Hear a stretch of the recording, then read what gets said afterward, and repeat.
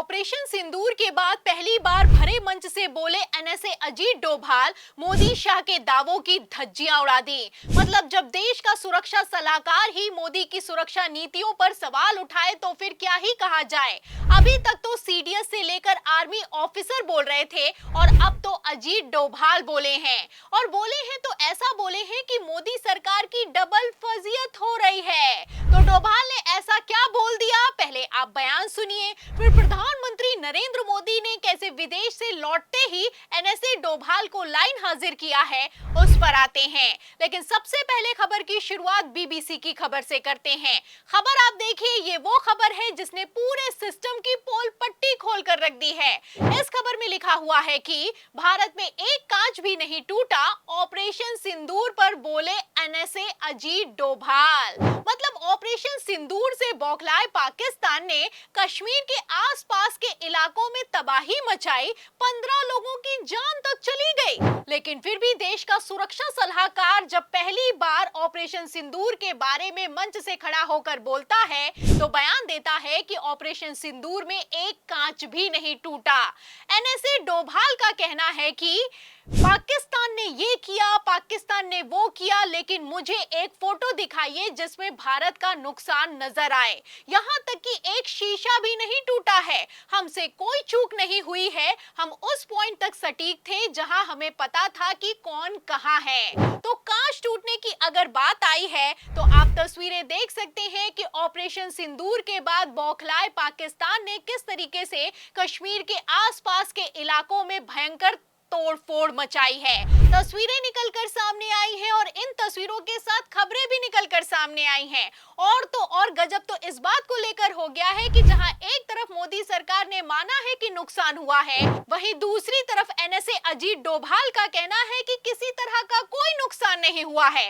असल में कितना नुकसान हुआ है खबर भी मौजूद है। खबर आप देख सकते हैं, द प्रिंट की ये खबर है और इस खबर में लिखा भी हुआ है कि ऑपरेशन सिंदूर के दौरान क्षतिग्रस्त घरों के लिए 25 करोड़ रुपए की अतिरिक्त सहायता राशि को मंजूर कर दिया गया है। तो प्रधानमंत्री नरेंद्र मोदी ने खुद इस सहायता राशि को मंजूर किया। कांच तो छोड़िए, मकान टूट गए और डोभाल कहते हैं कि कुछ नहीं हुआ, हमसे कोई चूक नहीं हुई। अरे चूक तो छोड़िए, असल में एनएसए अजीत डोभाल से कितनी बड़ी ब्लंडर हुई है।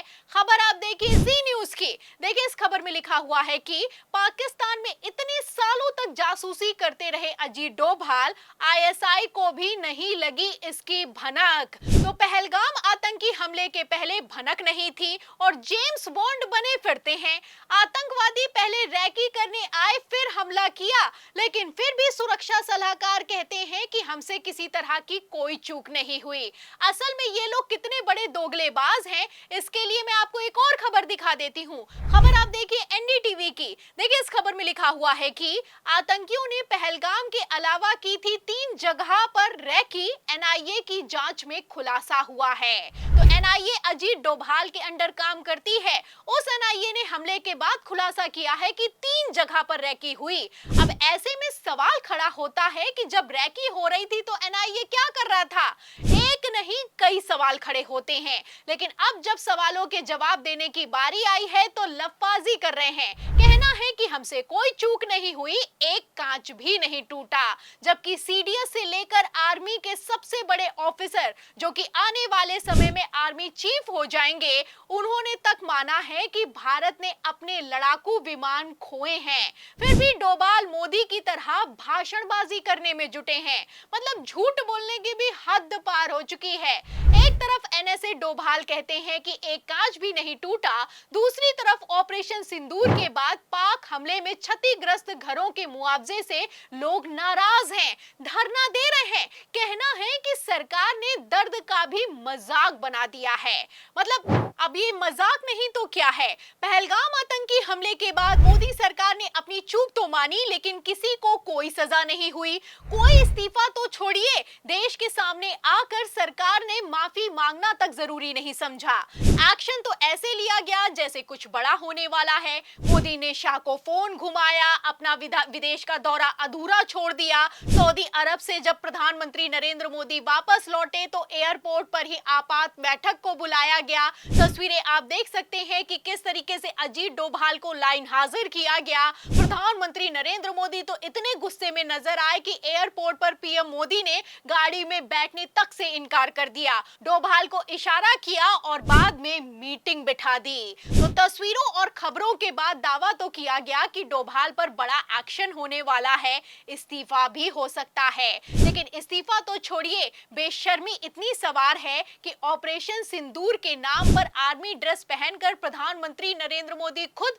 वोट मांगने में जुटे हैं और देश का सुरक्षा सलाहकार भरे मंच से झूठ बोल रहा है।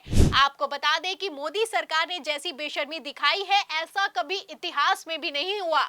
जब कांग्रेस की सरकार थी तो 26/11 अटैक की जिम्मेदारी लेते हुए गृह मंत्री से लेकर सुरक्षा सलाहकार तक ने इस्तीफा दे दिया था। लेकिन अब मोदी है तो कुछ भी मुमकिन है, और कितना मुमकिन है आप सुरक्षा सलाहकार के बयान से अंदाजा लगा सकते हैं। फिलहाल इस बयान पर आपकी क्या राय है? क्या इस बार हद पार हो चुकी है? इस सवाल के जवाब में इस पूरी रिपोर्ट पर जो भी आप सोचते हैं हमें कमेंट बॉक्स में जरूर लिखें। वीडियो को ज्यादा से ज्यादा शेयर करें, हमारे चैनल को लाइक करें, सब्सक्राइब करें, ज्वाइन करें। फिर मिलती हूं अगली खबर के साथ, तब तक के लिए धन्यवाद।